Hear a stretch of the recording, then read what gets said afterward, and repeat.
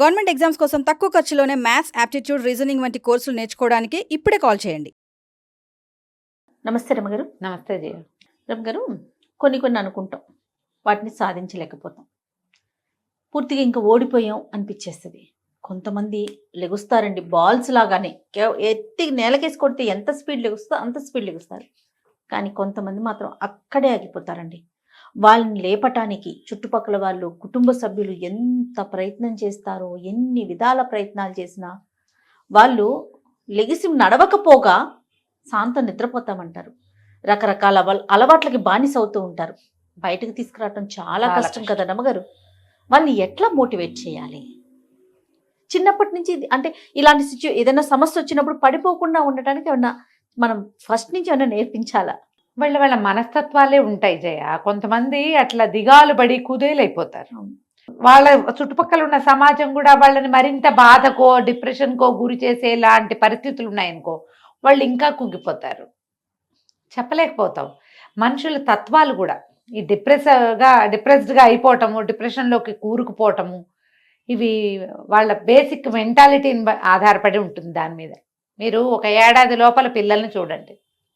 ఈ డిప్రెషన్లో కూరుకుపోయేవాళ్ళు, నేను ఓడిపోయానని ఇంకా గెలవలేనని భావించేవాళ్ళు, వీళ్ళు సాధారణంగా ఎవరుంటారు? సాధారణంగా పిల్లల సంగతి తర్వాత చెప్దాం. అసలు సాధారణంగా చదువుల్లో ఫెయిల్ అయిన వాళ్ళు, ఎగ్జామ్స్ ఫెయిల్ అయిన వాళ్ళు, వాళ్ళు ఏదో ర్యాంక్ వస్తుంది అనుకుంటారు, అది రాదు. ఫలానా కాలేజీలో సీట్ అనుకుంటారు, అది ఎక్స్పెక్టేషన్ ని రీచ్ కాలేని వాళ్ళు. దానికి చాలా ఫ్యాక్టర్స్ తోడవ్వాలి. జనరల్ ఫ్యాక్టర్స్ ఏంటమ్మా, మన చదువు, మన అటెంప్ట్ కాకుండా చుట్టుపక్కల ఉన్నవి, ఎంత పోటీ ఉంది, ఎంత ఎంత కాంపిటీషన్ ఉంది ఆ సీటు కోసం, దాన్ని బట్టే కదా అది డిసైడ్ అవుతుంది. జనరల్గా చదువులు, మార్కులు, సీట్లు, కాలేజీలు, ఫలానా క్యాంపస్లో ఉన్న ఏమంటారు క్యాంపస్ సెలక్షన్స్, సీట్లు రాకపోవటము, ఇది ఒక ప్రాబ్లం. అక్కడి నుంచి ప్రేమలు ఫెయిల్ అవటం, ఇది బాగా. వీళ్ళు ప్రేమిస్తారు, అవతలది ప్రేమించదు, లేదా ఇదే ప్రేమిస్తుంది, వాడు ఒప్పుకోడు. ఇద్దరు ప్రేమించుకుంటారు, వాడు కంటిన్యూ చేయడు, లేదా అదే కంటిన్యూ చేయదు. వీళ్ళిద్దరు కంటిన్యూ చేస్తామన్నా పేరెంట్స్ పరిస్థితిలో ఏదో సహకరించవు, పాప వాళ్ళకు కూడా అవుతాయి ఇవి.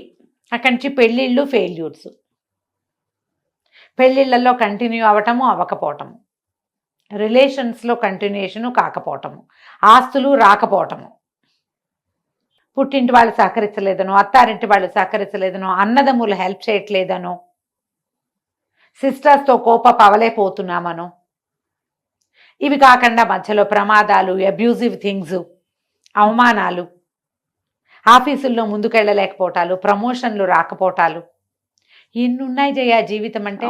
ఇంకా నేను డజన్ చెప్పా, ఇంకా 10 డజన్లు ఉన్నాయి. ఇంకా ఇందులో ఇంత పెద్ద పెద్దవి కాకుండా చిన్నవి, పక్కింటి వాళ్ళతో తగాదా, వెనకింటి వాళ్ళతో తగాదా, ఎవరైనా మనతోటి కొంచెం అసభ్యకరమైన ప్రవర్తన, ప్యాచప్ చేసుకోలేకపోవటం, అవ్వకపోవటం, స్నేహితులతో తగాదాలు కదా, ఆఫీసుల్లో చిన్నబుచ్చుకోవటాలు, ఒకడు పరిగెత్తేస్తున్నాడని మన కుళ్ళు, మన మానసిక దౌర్బల్యాలు, ఇన్ని కారణం అవుతాయి కదమ్మా కుదేలైపోవడానికి. తప్పకుండాను. కాకపోతే ఏదైనా దేనికైనా తెల్లారితే 2. బాగా చెప్పారు. ఇంతే. ఇవాళకి ఏదో హాగా ఉంటాం, రాత్రి పడుకుంటే పొద్దుటికి పాత పడిపోతుందమ్మా మ్యాటరు. ఏ మ్యాటర్ అయినా పాత పడిపోతుంది. ప్రేమలైనా, పెళ్ళిళ్ళైనా, ఇంకోటైనా, ప్రతి దానికి భవిష్యత్తు ఉంటుంది. మరణం తర్వాతే ఏముందో మనకు తెలియదు. అదొక్కటే మనం ఏమీ చేయలేం. మరణించిన తర్వాత నువ్వు ఏమీ చేయలేవు. నువ్వు బతికుంటే, బాగుంటే ఏదైనా చేయొచ్చమ్మా. నువ్వు ఎక్కడ ఫెయిల్ అయ్యావో అక్కడ పాస్ అవ్వచ్చు, ఎక్కడ పోట్లాడావో అక్కడ మళ్ళీ గెలిపొందొచ్చు, ఎక్కడ ప్రేమను పోగొట్టుకున్నావో ఇంకొక ప్రేమ అదే ప్రేమ కాకపోతే ఇంకోటి ఏమిటా పొందా ప్రేమలకి, ఇంకోళ్ళు దొరుకుతారు. సంతానం ఒకళ్ళు పోతే మనిషి ఇంకొకళ్ళు వస్తారు, భర్తలు పోతే భర్తలు వస్తారు, భార్యలు పోతే భార్యలు వస్తారు. జీవితమే పోతే శూన్యం. పైగా నువ్వు మిగిల్చిన శూన్యం ఉంది చూడు, ఇక్కడ నీ గ్యాప్ పూడ్చరా అనేది అవుతుంది. నీకు కాదు, అది ఉన్నవారికి. నువ్వు గ్యాప్ పెట్టేసి వెళ్ళిపోతావు, సుఖపడ్డాను అనుకుంటావు, నీకు తెలియదు అంతే.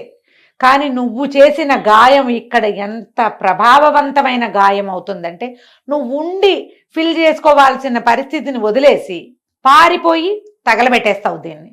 నీ సమాజం అంతా కుదేలైపోతుంది నీ ఒక్కడి వల్ల. పారిపోవటం ఒక ఎత్తు అయితే నిస్సత్తుగా ఉండిపోవటం. నిస్సత్తుగా ఉండిపోతే 2 రోజులు పోయాక కోపపు అవుతారమ్మా. ఇదివరకు అట్లాంటి సమాజం కాదు ఇప్పుడు.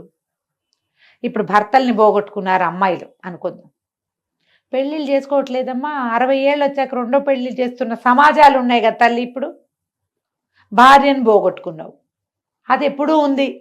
డివోర్సు అది ఉంది. ప్రేమలు అవి దొరకరా? దేశం ఏం గొడ్డుపోయిందా? ఓ పెళ్ళా ఉండి శుభ్రమైన జీవితం ఉన్న వాళ్ళకే మళ్ళీ ప్రేయసులు దొరుకుతున్న కాలం ఇది.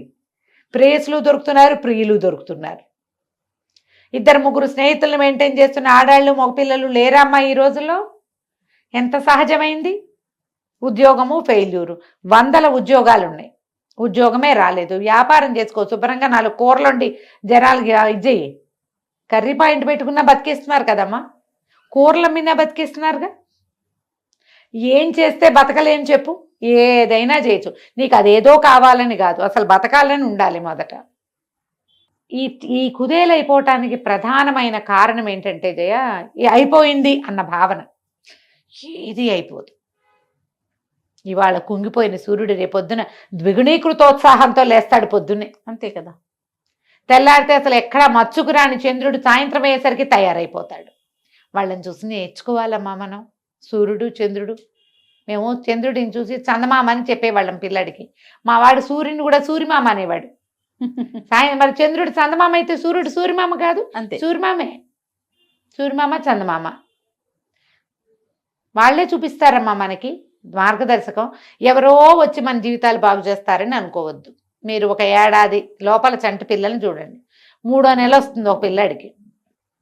ఒక్కోడికి పోషణ ఉండి బాగా మర్దం చేసి నీళ్లు పోసి వేడివేడి నీళ్లు పోసి జాన్సన్ బేబీ సోపులు పెట్టి అద్భుతంగా చేసే అమ్మమ్మ ఉంటుంది, లేదా అమ్మాయి ఉంటుంది. ఇంతంత లావుని ఉంటాడు పనసపండల్ని. బోర్లా పడ్డాన్ని ట్రై చేస్తాడు. నువ్వు ఇట్లాగు వాడు వెళ్ళిపోతాడు, నువ్వు లాగు వాడు వెళ్ళిపోతూ ఉంటాడు. ఎంతసేపు బోర్ల పడ్డాన్ని ట్రై చేస్తాడు వీడు. ఒక దీంట్లో ఈ మన రోడ్ల మీద, ఈ పక్కన పేవ్మెంట్ల మీద మనకి అమ్ముకునే వాళ్ళు కనపడతారు, హాకర్లు. వాళ్ళు వీళ్ళు మన టిష్ మని మన ఇది కొట్టి స్ప్రే కొట్టి కార్లు తుడుస్తారు. వాళ్ళ దగ్గర ఇంత చంట బిడ్డ నల్లగా సన్నగా ఇంతే ఉంటాడు వాడు, ఎలుక పిల్లలే. వాడిని తెచ్చి వాడిని కింద పడుకోబెడతారు. నువ్వు చూడు, వాడికి పోషణ లేదు, నూనె లేదు, మర్దం లేదు, ఏమీ లేదు. ఏదో తల్లిని ఒక గుక్కడి పాలిస్తుంది, ఇంతే ఉంటాడు ఎలుక పిల్లలు. వాడు తిరుగుతాడమ్మా పక్కకి. నువ్వు ఇట్లా లాగుతుంటే వాడు బోర్ల పడ్డానికి ట్రై చేస్తాడు. ఇంతంత లావు వాడు తిరిగాడు, ఇంత సన్నవాడు తిరిగాడు. ఈ ఇంతంత లాభనున్న పిల్లాడు 10 నెలలు వచ్చేసరికల్లా నడవడానికి ట్రై చేస్తాడు. పడతాడు లేస్తాడు, పడతాడు లేస్తాడు, నడుస్తాడు వాడు. ఈ సన్నగా ఆ రోడ్ల మీద బతుకుతూ ఏ పోషణ లేని చంటి బిడ్డ కూడా ఏడాది తిరిగేసరికి నడవడానికి ట్రై చేస్తాడు. బస్సులు కడ్డబడతాడు వాడు. ఏంటి తేడా? ప్రతి వాడు తర్వాత క్రియకి తొందరపడాలి. నీకు అద్భుతంగా ఉంటేనే జీవిస్తాను, లేకపోతే జీవించనంటే ఎట్లా కుదురుతుంది? ఎలా కుదురుతుంది చెప్పు? అవునా? అవును. ఆలోచించండి. మీ ఇంట్లో ఒక చిన్నవాడు ఉంటే వాడికేసి చూడండి. 9-10 నెలలు వస్తే నుంచోడానికి వాడెంత ట్రై చేస్తాడో, అడుగులేయటానికి వాడెంత తాపత్రయపడతాడో. నడవాలి, ఎక్కాలి, దూకాలి. వాడికి ఇక రెండోది లేదు. అన్నం పెట్టపో సరిగ్గా. పోషణ లేని పిల్లలు చేస్తారు, పోషణ పిల్లలు చేస్తారు. వాళ్ళని ఆదర్శంగా తీసుకోండి. నాకేం పోయే కాలం, ప్రేమే పోయింది. నాకు ఉద్యోగం ఉంది, అమ్మా నాన్న ఉన్నారు, ఇల్లు బాకిలి ఉన్నాయి, పోనీ లేవు. ఎవరో ఫ్రెండ్స్ ఉన్నారు, 4 ఉన్నారు మన చుట్టూతా. నేను లేచి నుంచుంటా. ఈ ప్రేమ కాకపోతే ఇంకో దాన్ని ప్రేమిస్తా. ముందు ఏ కారణంతో ఈ ప్రేమ పోయిందో ఆ గ్యాప్ నేను పూడ్చుకుంటా. ఏ కారణము లేదు, దానికి వేరే వాడెవడో దొరికాడు, వాడెవడో బాగా సెటిల్ అయ్యి ఉన్నాడు, అందుకని పోయింది అనుకో. నేను కూడా సెటిల్ అవుతా, ఇంకోటి వస్తుంది, నాకు ఇదే కావాలనుకోవద్దు. నిన్ను వదిలేసిపోయింది కావాలని అనుకోవద్దు. నువ్వే కావాలని ఎవరు వస్తారో వాళ్ళ కోసం చూద్దామనుకో. నువ్వు బాగా సెటిల్ అయితే మళ్ళీ వెళ్ళిపోయిందే మళ్ళీ తిరిగి రావాలని కోరుకోకండి. చిచ్చి, అంతకంటే దౌర్భాగ్యం ఇంకోట్లేదు. చాలా మంది పిచ్చి భేదవాళ్ళు అందులోనే ఉంటారు. ఆ వెళ్ళిపోయిందే కావాలని. ఆ ఎవరితో ఒకడు పెళ్లి చేసేసుకున్నాడు, వాడే కావాలనుకుంటారు ఆడపిల్లలు కూడా. ఆల్రెడీ ఎవరితోనో పెళ్లి చేసేసుకున్న వాడు ఎందుకు మనకి? ఎందుకు చెప్పు? ఫ్రెష్గా చూసుకోవచ్చు కదా. ఏమైంది రమ్మ గారు మీకు? ఇలా ఉందా లేదా జయ ఆలోచన? నిజంగా ఉందండి, నిజంగా ఉందా? అట్లానే నేను ఆలోచిస్తున్నాను. సమాజంలో ఏముందో అదే చెప్తున్నాను, అసలు మళ్ళీ ఏంది నేను చెప్పటల్లా? అసలు నువ్వు వద్దు అన్న వాళ్ళు ఎందుకు వాడు వద్దు చీ అనటే నిన్ను ఇది కాకపోతే పట్టుకుని ఇంకో వేలాడతారు. వేలాడతారు, ఇంకో దాన్ని చూసుకుందాం, చీ ఆనందాన్ని చూసుకుందాం అంతే కదా. కదా. నువ్వే కావాలనే వాడిని వెతుక్కుందాం. ఆల్రెడీ ఎవరితోట ఉంటూ దానికి పిల్లలు కానీ దాని సంసారం పోషిస్తూ నీతో కూడా సరసమాడతాననే వాడిని చూడొద్దు అసలు, మనకొద్దు. ఇది ఇంకో టాపిక్ రాబోయే, దీని మీద మాట్లాడాలి అసలు తప్పకుండా. అలాంటి వాళ్ళ జోలికి వెళ్ళకండి. ఇక్కడ నుంచోవద్దు, నడవండి. కొన్ని రోజులు దుఃఖం కష్టం ఉంటాయమ్మా. ఏదైనా ఒక గాయం తగిలితే అది మానడానికి సమయం టైం పడుతుంది. ఇవ్వాలి కదా. టైం తీసుకోండి, కానీ అక్కడే ఉండిపోవద్దు, ఉండద్దు. చేతికి తగిలిన గాయమే వారం రోజుల్లో మాయమైపోతుంది కదా. మాయమైపోతుంది. మనం అక్కడే ఉంటామంటే ఎట్లా? ఉంటామంటే ఎట్లా? మనసుకి తగిలిన గాయాలు మానవు లాంటి సినిమా డైలాగులు చెప్పకండి, మరే శుభ్రంగా మానతాయి. అంతకంటే పెద్దవి కూడా మానతాయి. మాన్పించుకోవాలి. మందేసుకోవద్దు, మందేసుకోవాలి, దేనికైనా మందేసుకోవాలి. సమాజం చాలా ఉంది, ప్రపంచం చాలా పెద్దది, జీవితం బహు చిన్నది. అత్యంత అద్భుతమైన జీవితం మానవ జీవితమే. ప్రపంచంలో ఎన్నో ప్రాణులు ఉన్నాయి, మనలాంటి ప్రాణి ఇంకోట్లేదు, మనమే అది. అంతే. మనకి దొరికిన ఈ అద్భుతమైన మానవ జీవితాన్ని ఇంకా పరమాద్భుతంగా మార్చుకునేందుకు మనని మనం మోటివేట్ చేసుకోవాలి. సమస్యలు వస్తాయి, బాధలు వస్తాయి, ఆశాభంగాలు కలుగుతాయి, వాటి దగ్గరే ఆగిపోవద్దు, నడవండి. నడపటానికి చుట్టూతా ఉన్న వాళ్ళంతా ఏదో ఒక సహాయం చేయండి, ఒక మంచి మాట మాట్లాడండి, వాడిని బయటికి తీసుకురండి. ఈ తాగుబోత్తనాలు, తిరుగుబోత్తనాలు, ఏదో అలా పడిపోయి ఉండటాలు, ఇప్పుడు కొత్త కొత్త వచ్చిన దౌర్భాగ్యాలు, అవన్నీ చూడ్డాలు, ఏదో ప్రపంచాన్ని సృష్టించుకుని అందులో ఉండిపోవద్దు. ఒక చిన్న దాంట్లో ఉండకండి, ఒక సెల్లో ఉండద్దు, స్పెల్లో ఉండద్దు. ప్రపంచాన్ని సొంతం చేసుకోవడానికి ప్రయత్నం చేయండి. రైట్.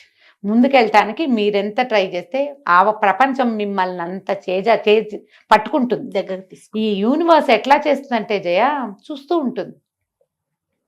నువ్వు చేయి చాపితే అది చేయి చాపుతుంది, నువ్వు చేతులు కింద పెట్టుకుని ముడుచుకు చూస్తుంటావు, అది నీకే చూస్తూ ఉంటుంది. నువ్వు ప్రయత్నం చేయి, నీకు అవకాశాలు చూపిస్తుంది. ప్రకృతి అంతేనమ్మా. అవునండి. నువ్వు ఏ ప్రయత్నము చేయవు. నేను బావిలో పడ్డానని దేవుడా అని కూర్చున్నావు, ప్రకృతి నీకేమిచ్చింది? వెదవది నోరు ఇచ్చింది, కాళ్ళు చేతులు ఇచ్చింది. ట్రై చేయి, అరువు కేకలు పెట్టు కనీసం. అంతే. నీ కేక వినపడేందుకు ఒక మనిషిని అటు తీసుకొస్తుంది. ఎంతమంది జీవితాల్లో ఇలాంటివి జరుగుంటాయి జయ. 100% రమ్ గారు కదా.